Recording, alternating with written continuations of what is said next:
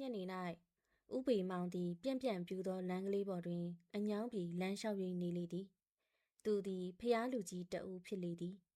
အနောက်ဘက်တစ်ပင်ရိပ်ကြားမှဖြာ၍လာသောရွှေရောင်ကြီးသည်သူ၏စိမ့်သောကတုံးကိုပြောင်စီလေသည်နွေရခါဖြစ်လေရာအပူရှိန်ငွေ့သည်နေဆောင်သည့်တိုင်အောင်ပြန့်လွင့်လျက်ရှိသဖြင့်အိုက်စီရာသူသည်အိတ်ထဲမှပဝါဖြူကိုထုတ်ကာမျက်နာမှချွေးများကိုတုပ်၏လက်ကင်ဘဝနှိုက်ရာ၌အိတ်ထဲတွင်ဆေးပြင်းလိတ်ကိုပါစမ်းမိသဖြင့်ဆေးလိတ်တောက်ချင်သောစိတ်ပါပေါ်လာ၏သူသည်ဆေးလိတ်ကိုမိကျင်းနှင့်အတူထုတ်စေတူရှူမှသူစီသို့လာနေသောဆိုင်ပိုင်ရှင်တရုတ်၏မိန်းမမကျင်မဲကိုမြင်ရလေသည်သူသည်မမြင်ဟန်ပြုကာဆေးလိတ်ကိုအိတ်ထဲသို့ပြန်ထဲလျက်လမ်းဘေးရှိစကဝါပန်းယုံဘက်ကိုစိတ်ဝင်စား၍နေလေသည်စကဝါပွင့်ကားဖုံထူသောလမ်းဘေးဝယ်ရွှေအိုရောင်တောက်နေကြ၏မကျင်မဲသည်သူ့နာသို့ရောက်လျင်အော်ဥပိမောင်လမ်းလျှောက်တယ်မှတ်တယ်သူ့ကိုနှုတ်ဆက်လေသည်သူသည်စကဝါယုံမှခွာကာသူမပတ်သို့လှည့်၍မကျင်မဲပါကလားဟုပြန်၍နှုတ်ဆက်လေသည်သူနှင့်လမ်းလျှောက်တိုင်းစုံတတ်သည်ညနေကတိတ်လာတာပဲတော်တော်လာတာပဲသူသည်ပြောပြီးလျင်စကားရက်သွား၏နောက်ထပ်ဆက်ရန်စကလုံးရှာမတွေ့ဟုတ်တယ်မဟုတ်လားမကျင်မဲဟုတ်ကဲ့ပါရှင်လှပါတယ်မနက်ခင်းမှလည်းညနေလိုလှတာပါပဲစကားပြတ်သွားကြ၏ဥပိန်မောင်သည်အိတ်ထဲမှဆေးလိပ်ကိုထုတ်ကာမြင်းညိနေသည်သူ့သဘောမှာမကျင်မဲပြန်စီကြည့်၏တို့ရတွင်ရက်မြဲရက်နေလေသည်မကျင်မဲတို့ဆိုင်မှာကောအတော်ရောင်းကောင်းနေမှတ်တယ်သူသည်ဒုက္ခကိုဝှေ့ရင်မေးလိုက်၏ကောင်းလာပါတယ်လို့မဟုတ်ရပါဘူးရှင်ဘီယာကတော့ကောင်းပါရဲ့နေတိုင်းလိုပဲတွင်ပါရဲ့ဥပိန်မောင်တို့လိုတထေးတွေကအားပေးမှတ်ပေါ်ရှင်ဟာကျုံမတောက်တတ်တာပါကလားဟုတ်တယ်လေဘီယာတော့ဘဲတောက်မလဲဘရန်ဒီတော့ကြိုက်တယ်မဟုတ်လားမက်ကျင်မဲကပြုံးကမေးလေသည်ဥပိန်မောင်သည်ဘရန်ဒီကိုသူ့ယောက်ျားတရုတ်ထံမှဝယ်သည်ကိုသူသိလေသည်ဥပိန်မောင်မှလည်းမသားဟုညင်းမိမဟုတ်ပေဘရန်ဒီဆိုလို့ဗျာအိမ်မာတော့အခုကုန်နေပြီဒါစင်ဝဲလောက်တော့လိုချင်တယ်နောက်ဆုံးဥပိန်မောင်ကဆို၏ဟုတ်ကဲ့ရှင်မနေ့ပြန်တော့အိမ်ကိုအပို့လွှတ်လိုက်ပါမယ်မက်ကျင်မေက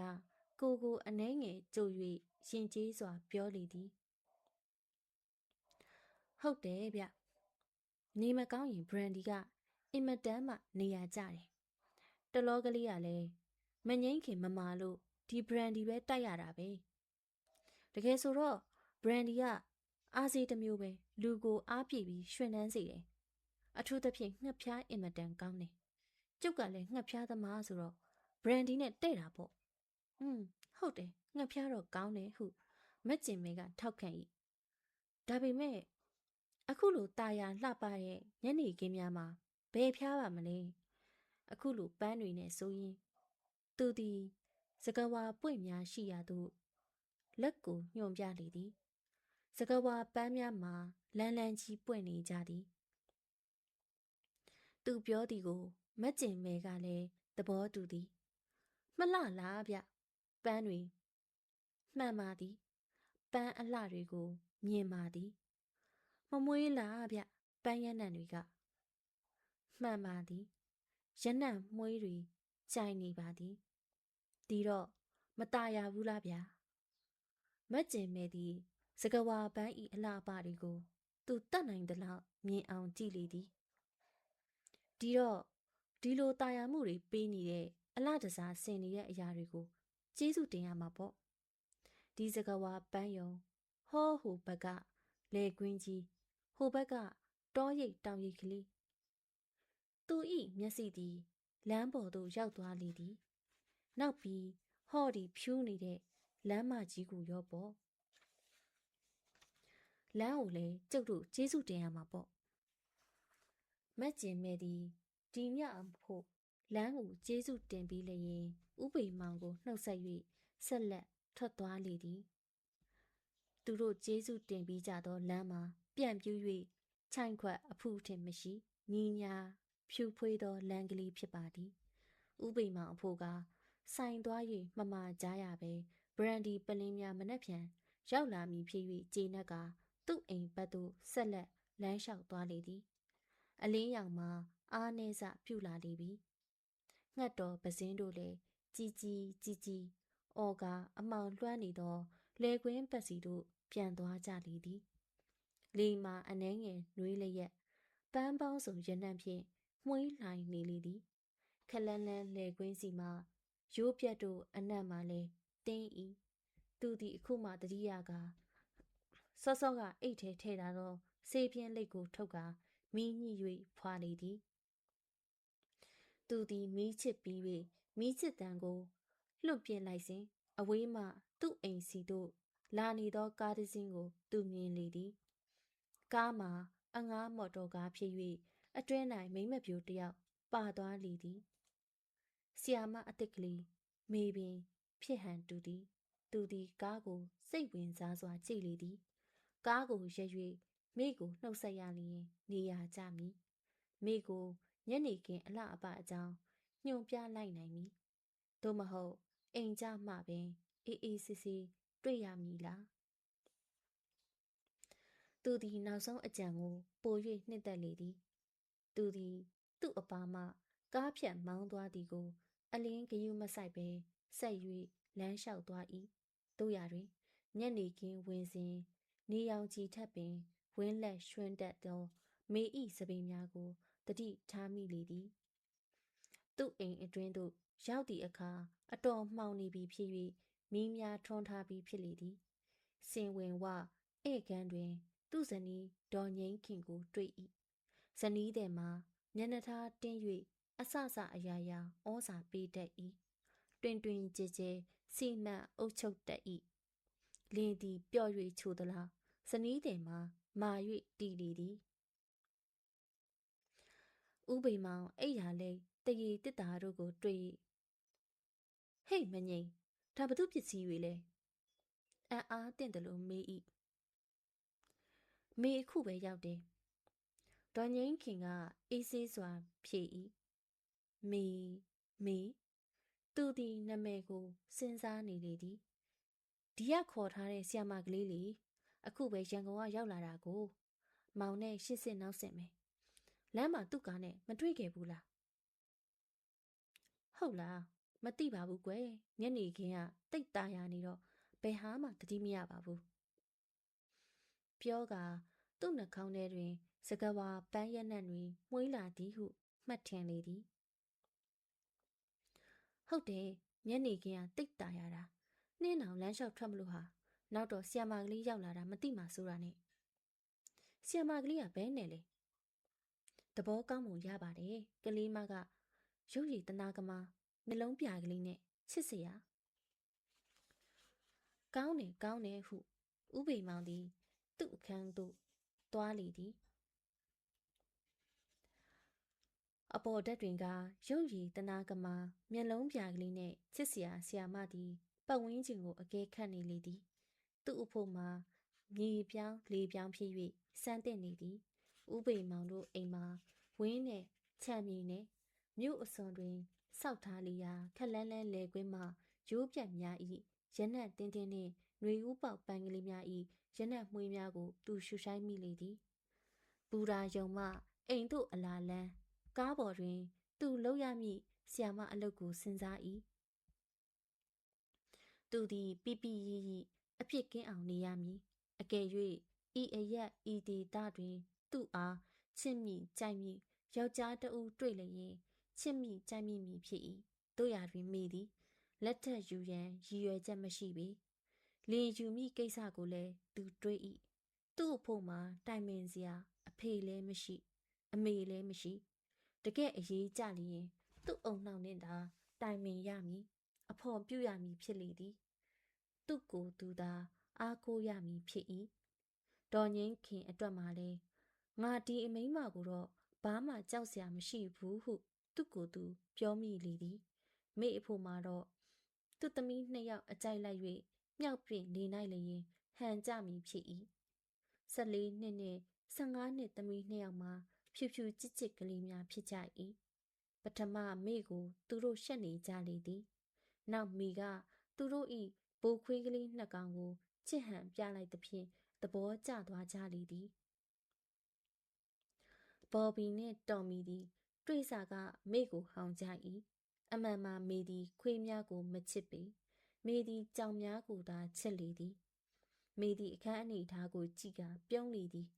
နယံများမှာဆေးဖြူတုပ်ထွား၍ပဒင်းပေါက်မှလေကွင်းပတ်သို့မျက်နာပြူ၏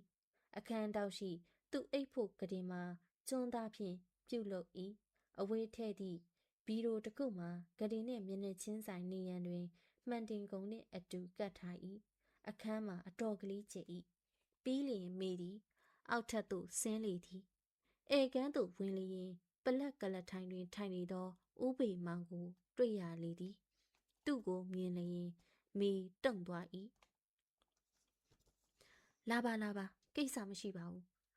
သူ့ကိုဖိတ်ခေါ်လေသည်မေသည်ကလထိုင်တစ်ခုပေါ်တွင်ဝင်ထိုင်လိုက်ရလေသည်မေသည်မျက်လွှာကိုအောက်သို့ချလျက်နေ၏မေစုရာထင်ပါရဲ့မှန်ပါတယ်မေသည်သူ့မကြည့်ပဲဖြေလေသည်ဘယ်တော့ရောက်တယ်လဲခုနကလေးတင်ပါပဲလမ်းမှာတော့ဦးကိုတွေ့မိမယ်ထင်ပါတယ်အော်ဟုတ်လားမသိပါဘူးကွယ်တတိမထားမနိုင်မိဘူးမေသည်ဥပေမောင်အမှန်မပြောသည်ကိုသိလေသည်ကားသူ့အနာသို့ဖြတ်သွားလေသောအခါသူ့ကိုတည်တည်ချာချာကြည့်သည်ကိုမေကောင်းစွာတတိထားမိသည်သမီးနှစ်ယောက်နဲ့ရောတွေ့ပြီးပြီမဟုတ်လားဟုတ်ကဲ့တွေ့ပြီးပါပြီရှင်မေသည်ရင်ကျေးစွာဖြေကြ၏ကောင်းနေတော်ကြသူတို့နဲ့ခင်မင်သွားပြီးမေလဲပြောလာမှာပဲနှစ်ယောက်စလုံးကိုအစိုးရကျောင်းက6တန်းနဲ့နှုတ်ထားရတာကိုကောင်မလေးတွေကချစ်တက်ခင်တက်ပါတယ်စာကိုလည်းအင်မတန်တင်ကျင်ကြတရိษံဆိုလဲချစ်တက်ကြရဲ့ခွေးကလေးတွေ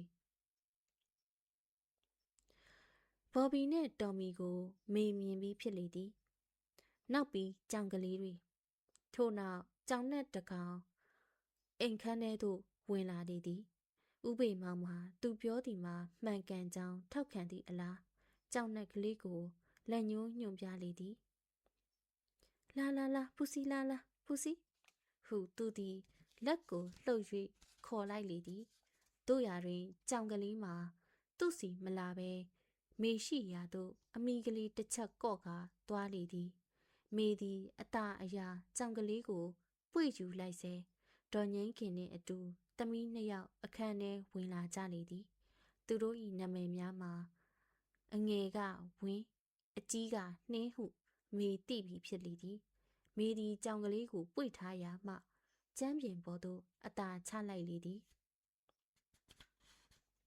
ဒေါ်ငိမ့်ခင်သည်မေအားအတော်ရင်ကျေးတဲ့မိန်းကလေးဟုအောက်မေ့မိလေသည်အော်ကိုမောင်နဲ့မေတွေ့ပြီးကြပြီကိုမေကဝန်ခံလေသည်ကဲမေလာထမင်းစားရအောင်နှင်းနဲ့ဝင်းကဆီယာမကိုလက်တွဲပြီးထမင်းစားကန်ခေါ်ခဲ့ကြမေသည်နှင်းတို့ဝင်းတို့တစ်ဖက်တစ်ချက်ခြံရံလျက်ထမင်းစားကန်လေးတို့ရောက်လာလေသည်မေကဥပိန်မောင်နှင့်ဆက်ဆံရ၌လွယ်ကူမည်ဟုတွေးထင်လေသည်ထမင်းစားကန်မှာအတော်ကလေးကျဲ၍တတရရရှိ၏စပွဲထိပ်၌ဥပိန်မောင်ထိုင်သည်မေဘာမှအာမနာနဲ့ခုအိမ်လိုသဘောထားစားနောက်ပြီးဒီအိမ်သားဖြစ်မှာပဲဒေါ်ငိမ့်ခင်ကအာမနာအောင်ပြောလေသည်စိတ်သားဟင်းကနည်းနည်းမငန်ဘူးလားဥပိန်မောင်ကဟင်းကိုနေရင်ပြော၏ကျုပ်ကတော့ပေါ့တောင်ပေါ့သေးတယ်ထင်တယ်ဒေါ်ငိမ့်ခင်ကတဘောမတူသောအချက်ကိုဖော်ပြလေသည်မေကောဘဲ့နေလေဥပိန်မောင်ကမိဘက်သို့လှည့်၍မေး၏မေကမြည်သူ့ဘက်ကလိုက်ပြောရမည်လို့မတွေးတတ်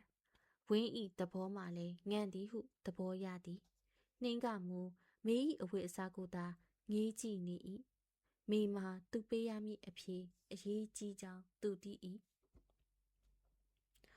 မေသိမသိဘူးမေတော့စားလို့ရတာပဲ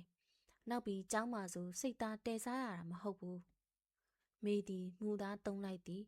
ကျောင်းမှာစိတ်သားမကြာခဏစားရသည်ဒေါ်ငိမ့်ခင် ဒေါ်ငင်းခင်မှာအဖြေကိုများစွာကျေနပ်လေသည်ဥပေမောင်မမူဟင်းညံဒီကိုအရေးမထားမေဤငွေဆဲလဲတန်လို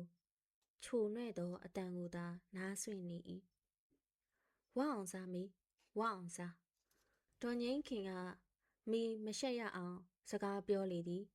သူတို့သည်ထမင်းစားပြီးလျင်အိမ်မှာဖြော်သောတံပြားဖြော်ရည်ကိုတောက်ရင်းဟိုအကြောင်းဒီအကြောင်းစကားပြောကြလေသည်မေသည်သူတို့မေးသမျှကိုဖြေကြားလေသည်မေဒီလာတော့မေမိပါများဘယ်မှာနေရကြလဲမေမှာအဖေမေမရှိပါဘူးမေမှာဆွေမျိုးလည်းမရှိပါဘူးသူတို့သည်မေကိုတနာသွားကြ၏ဥပေမောင်မှာငေး၍နားထောင်နေ၏ဝင်းမှာသူ့ဆီယာမကိုတနာ၍မျက်ရည်လဲမလာအောင်စိတ်ကိုထိန်းနေ၏နောက်သူတို့သည်ဆရာဖြစ်တင်ကောလိပ်ကျောင်းအကြောင်းကိုမေးသဖြင့်မေကစိတ်ရှိလက်ရှိပြောပြလေသည်အိမ်သားအားလုံးကပင်မိကိုချစ်ခင်လာကြလေသည်မိမျှော်လင့်သည့်ထက်ပင်ဟန်ကြလာလေသည်စာကိုတစ်နေ့ဘယ်ချိန်လောက်တင်ကြမလဲစာကိုတစ်နေ့9 နာရီဆိုရင်လုံလောက်ပြီထင်ပါတယ်ဥပိမောင်ကအကြံပေးလေသည်အားလုံးသဘောတူကြ၏အင်္ဂလိပ်စာ2 နာရီရာဇဝင်1 နာရီကဏန်းတင်ချ1 နာရီစန္ဒယာအတီးတင်တာ1 နာရီဒေါ်ငိမ့်ခင်ကအချိန်ကိုတွက်ပြ၏ဟုတ်တယ်အဲ့ဒါကောင်းတယ်ဥပိမောင်ကသဘောတူ၏နှင်းနဲ့ဝင်းမှာလူကြီးပြောသမျှကိုနားထောင်နေကြ၏အချိန်ရောက်တဲ့လောက်တော့မေစူးစမ်းပြီးတင်ပေးပါမယ်မေကဖြည့်ဆွက်လေသည်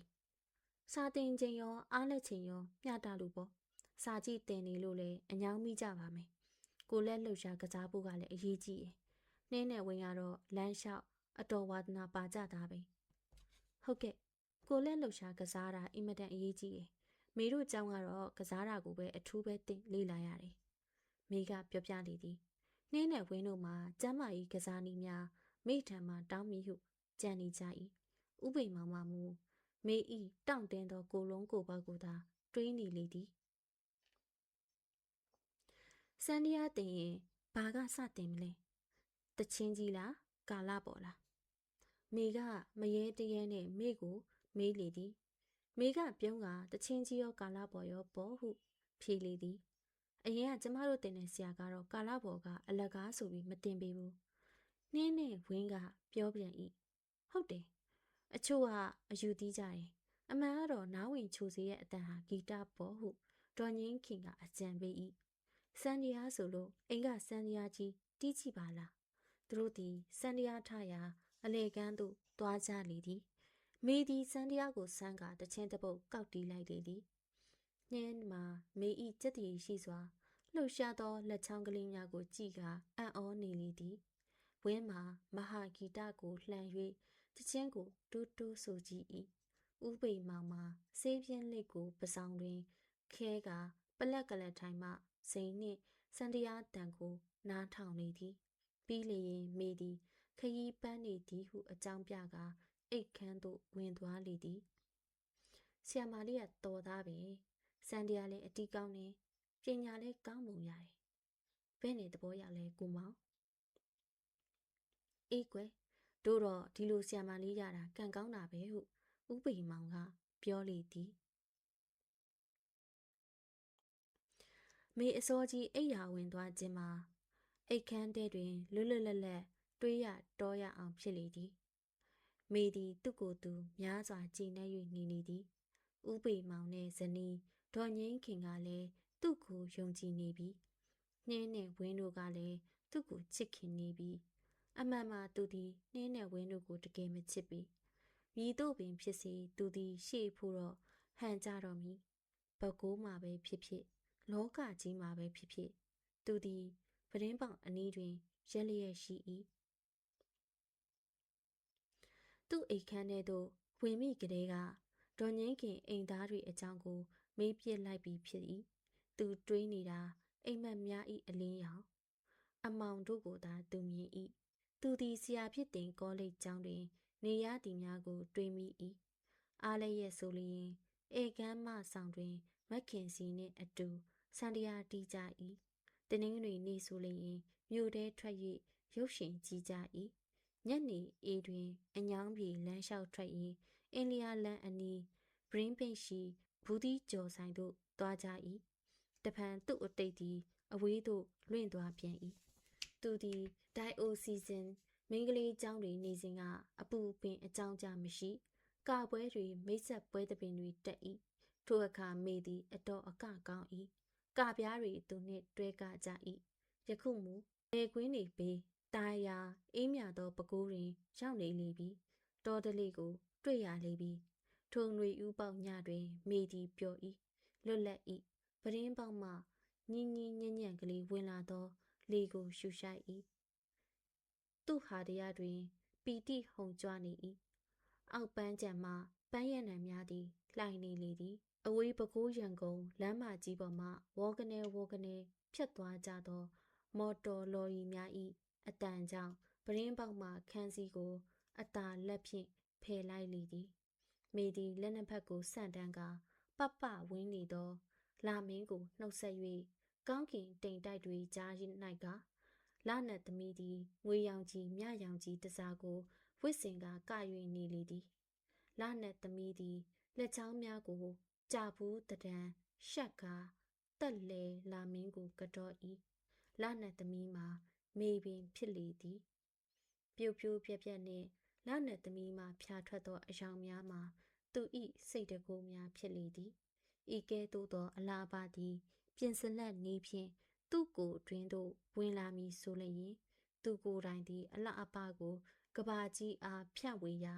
လက်နက်ဖြစ်နေမည်လောဟုမေသည်မှုန်မိုင်းစွာတွေးထင်လျက်ရှိလေသည်